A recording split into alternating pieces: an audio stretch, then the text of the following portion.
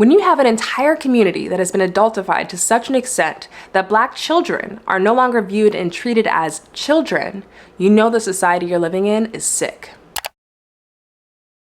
Hey friends, welcome back to the channel. It has been far too long since I posted a video on here, so thanks for sticking around. So let's start with definitions. I always like to make sure that we're all on the same page about what we're talking about. What is adultification? So according to a 2017 study by Georgetown Law Center on Poverty and Inequality, adultification bias is defined as a stereotype in which adults view Black girls or Black children more generally as less innocent and more adult-like than their white peers, devoid of any individualized context. In other words, adultification bias is not an evaluation of maturity based on observation of an individual girl's behavior, but instead is a presumption, a typology applied generally to Black girls, end quote. So in my own words, adultification bias is this presumption that Black children are older, more mature, and less innocent than they would otherwise be presumed to be without these stereotypes being mapped onto their bodies. Stereotypes like the Jezebel or Sapphire. We also see this show up with little Black boys in some very pronounced ways, typically as it relates to carceral systems, and we'll talk a little bit more about that in a minute. You know, when I think about adultification bias, there are really two things that come to mind.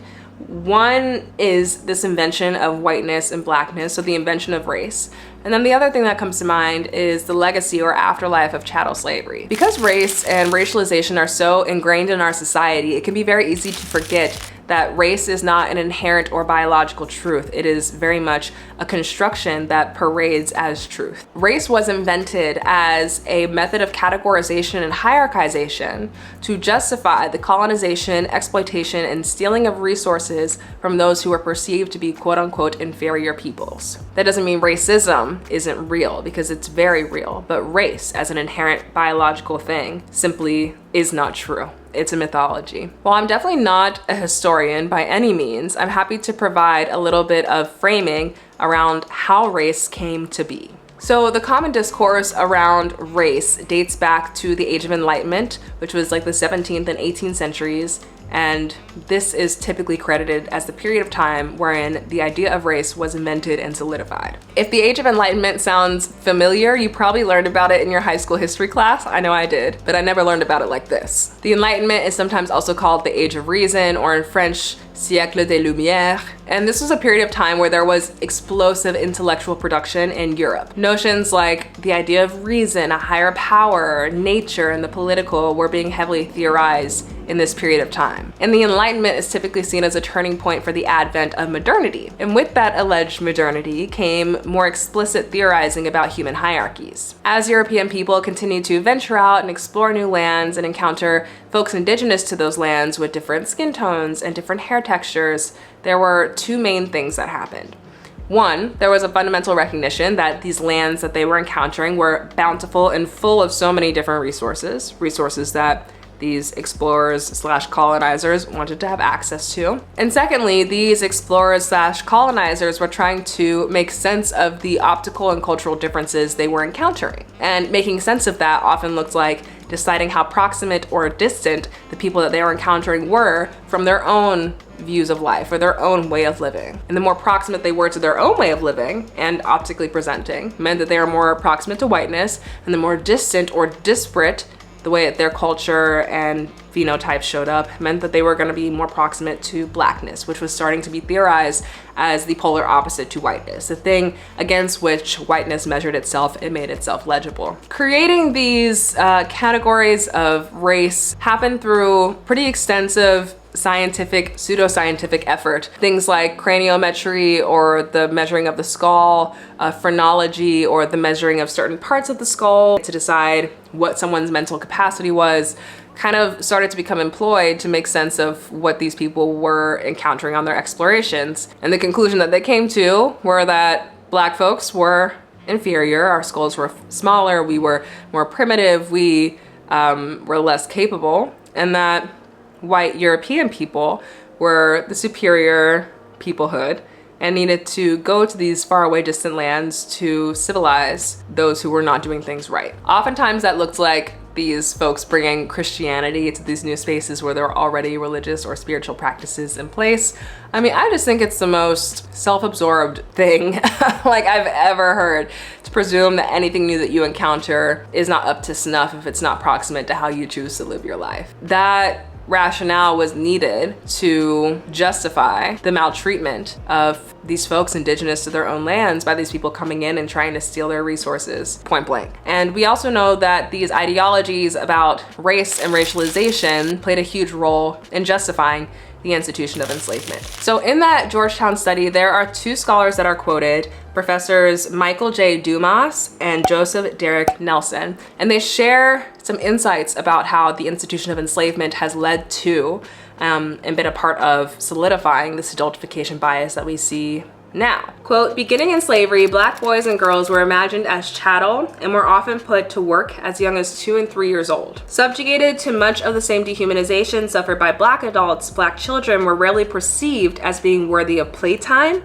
and were severely punished for exhibiting normal childlike behaviors, end quote. I mean, Black children as young as 2 and 3 were being put to work? That's wild. There was no childhood. There was no childhood for Black children born under the institution of enslavement. You know, it is clear to me that the adultification bias that exists today is part of the afterlife of slavery, to borrow from Saadia Hartman, which is to say that the treatment of Black children was so brutal and virulent and violent during the antebellum era that it continues to shape how we view Black childhood in the contemporary moment. We've been talking very theoretically about adultification bias, but let's talk a little more concretely now. What are some statistics that corroborate this? What are the ways that adultification bias manifests in the contemporary moment? What does that look like? Here are some pretty damning statistics for you from that Georgetown study. So Black girls are 2.7 times more likely than white girls to be referred to the juvenile justice system, are 2 times more likely to be disciplined for minor violations like dress code issues and using a cell phone in class, for example. And overall, Black girls are more likely to be suspended from school. What these statistics underline is that there is an over-policing and a hyper-surveillance that Black girls are privy to that is not being exercised on their white counterparts. That's why it's called adultification bias. I don't even think this is something teachers, for the most part, are intentionally or consciously doing, but because this is how our society primes us to think about Black children, to think of them as more adult, less grace is afforded, and we see that in small and big ways. Scholars usually refer to this particular issue as the discipline gap. Another way that adultification bias shows up is through the assumption that we are more inherently violent as a people, that we are more inherently a threat as a people, and thus must be extinguished, even when we are literally children. Tamir Rice, we all know his story. It's a devastating story. He was 12 years old and playing with a toy. A 12-year-old boy playing with a toy was seen as a threat to an officer that arrived on the scene, and that officer ended his life. You cannot tell me that was not adultification bias. He was 12. He was a child, but he wasn't viewed as such, and that's where the bias is. Stereotypes were mapped onto this young Black boy's body to such a powerful extent that they became used to justify ending his life. So the ACLU defines the school to prison pipeline as a disturbing national trend wherein youth are funneled out of public schools and into the juvenile and criminal legal systems. Many of these youth are Black or brown, have disabilities or histories of poverty, abuse, or neglect, and would benefit from additional supports and resources, end quote. I mean, what the school to prison pipeline illuminates is this vicious cycle that keeps Black people in positions where we are more proximate to carceral systems. The way that public schools are funded in the United States is through property taxes. That is the main source of funding. If you belong to a historically disenfranchised community where you have not had access to build intergenerational wealth, then it's very likely you'll be living in a neighborhood that is not a super expensive place to live in relative to other neighborhoods, which means that the property taxes being collected in that neighborhood will be less, which means that the amount that your school gets funded will be less, which means it will either be just resourced enough or more likely under-resourced. Add on to that your community's children have typically been viewed as more adult because of this bias. And so what a lot of these schools end up looking like are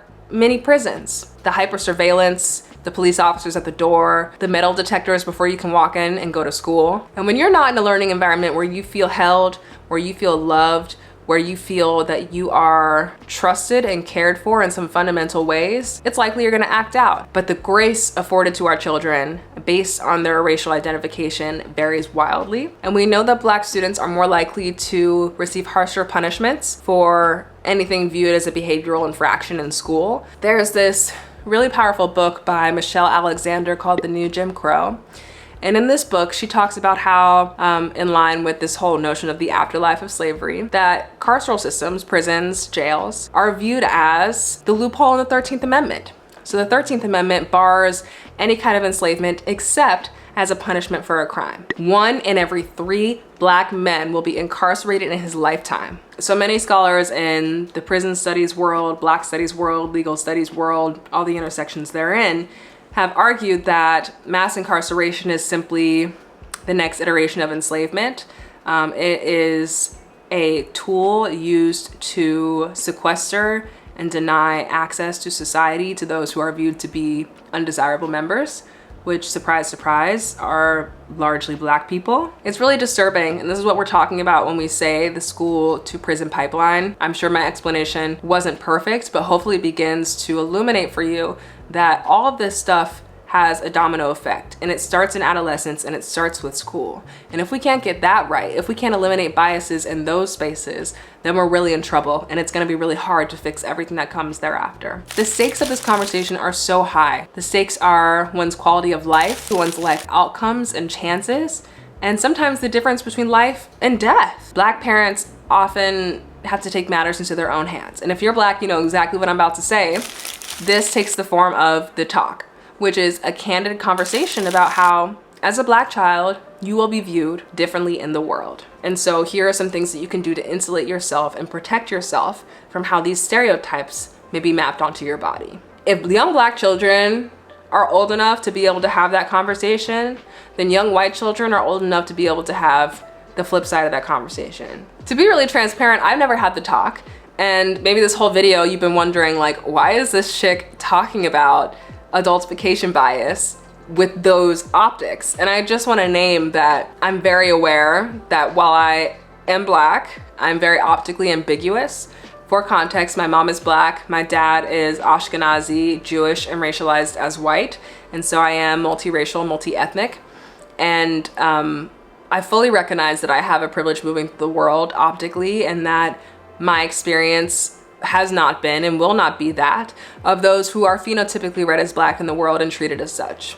Frankly, I am not treated with the same anti-Black racism that many other folks in our community are. If you have seen my work over on Instagram and TikTok though, you'll know that I talk a lot about colorism, and I'm very passionate about people in our community who do have the privileges I possess, weaponizing our privilege in service of our community. In addition to my personal politics, I also was completely raised by my Black relatives. I grew up in a single parent household. My mom raised me by herself with some help from my grandparents. And so I've always been the palest person in the room. I get teased about it a lot on that side of my family, which is hilarious, and I welcome it. But all to say, I've had a front row seat. I have borne witness to the ways that anti-Black racism has impacted my family members. I don't have to experience it myself to know that it's real and to know that it's wrong and that something needs to be done about it. So that's my piece on that. We can't have any reconciliation if we're unwilling to face the ugly truth of our past, if we are so intent on whitewashing our histories that we don't hold space for the fullness and the truth of what has transpired in this country. At this point in the video, you're probably either screaming at the laptop, telling me that all the things I'm saying are wrong, or you see the validity in what I'm articulating, but you feel hopeless as to what to do about it. I'm going to address the latter group. Black education scholar Kiana Mariah Ross offers a really compelling line of thought in her 2016 dissertation, which is titled Black Girls Speak, Struggling, Reimagining, and Becoming in Schools. And therein, she examines this, quote, recent reemergence of Black specific educational spaces, end quote. And essentially she theorizes that this resurgence of Black educational spaces, so by Black people for Black children, is in response to the failures of the US educational system, the failures of these multi-ethnic and multiracial spaces that are not holding the complexity of the Black lived experience in this country. And by creating these learning environments where those racial sensitivities are built in and Black teachers are speaking specifically to Black students and vice versa, there's an expectation that Black students are gonna have a more positive learning experience. And Ross very interestingly dubs these spaces Black educational sovereign spaces. Okay, I can already hear the dissent in the comments, but isn't this segregation? Why do we go through that whole 1954 Brown v. Board of Education decision if Black people were just gonna retreat and not wanna be a part of these multiracial, multi-ethnic spaces in the first place? What was the point of it? First of all, calm down. Black educational sovereign spaces, to use Ross's words, are emerging because of the failures of the US educational system. Let's be clear on that. This is a response to a failure. If we see continually over and over again, and the statistics show that Black children are not having the same outcomes from these learning environments, we try something different. Later on in her dissertation, Ross says, quote, Black educational projects are a part of the struggle to recover Black humanity. They begin with a fundamental understanding of the relationship between the school and the transformation of Black consciousness and life. They understand that teaching and educating is always a political project and must be rooted in anti-racist struggle, end quote. You know, I find it really interesting when people say that education needs to be like apolitical, or you can't be political in the classroom, when the classroom in so many ways is inherently political. Now, I want to distinguish, that's different than like going into the classroom and espousing your own political affiliations or views and trying to indoctrinate students. That's not what I'm advocating for, trust and believe. But I think there is something to be said about how deeply political our history classes are, our biology classes are. I mean, if you go into a biology class and you're learning about HeLa cells, that's political, because you know how we have HeLa cells? Because Henrietta Lacks, a poor Black woman in the early 20th century, had her biological tissues stolen from her and used for scientific advancements. That's how we know about HeLa cells. That's why they're called HeLa cells. Henrietta Lacks, HeLa, right? That's absolutely political. Or when we look at the way that we tell history, everything popping off in Florida right now with Prager University, they actually just released this video that tries to undermine the significance and the horrors of chattel slavery by saying that slavery was just a common thing. It is what it is. We move. The way that we tell our histories is incredibly political. Who's telling them, how they're telling them, what their objectives are. Everything in the classroom is political. So to corroborate Ross's point that educating is always a political project, and we need to develop a certain kind of Black consciousness in these spaces that teaches Black children that they matter when the opposite is constantly being reflected and refracted back at them, is important. So what does the path forward look like? Creating spaces by Black people for Black children to learn. Maybe that just looks like alternative learning spaces, like freedom schools on the weekend, right? This is not something new. We've done this as a community before. That being said, at least for the foreseeable future, the US educational system is gonna be kicking. And so what are ways that we can also continue to reform that space and improve that space so that it can be inhabitable for Black children? That means addressing how schools are funded. That means making sure that educators have proper training to make sure that they can be culturally sensitive and not reenact these certain biases. And that also means teaching our histories in their entirety, not whitewashing them or watering them down. There will be no progress without candor, and there will be no candor without humility. This video in no way, shape, or form is meant to be completely comprehensive or an overhaul of adultification bias, but hopefully I offered you some insights. This has been generative and thought-provoking, and we can all be more cognizant of how we view ourselves and the world around us and how we treat Black children, because Black children deserve to have access to childhood in the same way that white children do, and they do not. Well, y'all, this was kind of a heavy video today. Every video will not be this heavy, but this has been on my mind and on my spirit to speak on for a while, and so here we are. You can find me on Instagram at Raven Reveals, TikTok at Raven Reveals, and Twitter at Raven Reveals. I'm going to be posting more long form content here on YouTube, doing kind of straight to camera educational stuff. So if there's anything that you want to see me speak on in the next video, please let me know. I have plenty of my own ideas, but of course I want to make sure I'm serving those who are hanging out with me. So let me know what you would like to discuss. A massive shout out to all my patrons over on my Patreon community. If you're interested in exclusive content from me that you can't find anywhere else, head over to this link and join the fam. Thanks so much for watching, and I'll see you in the next video. Bye.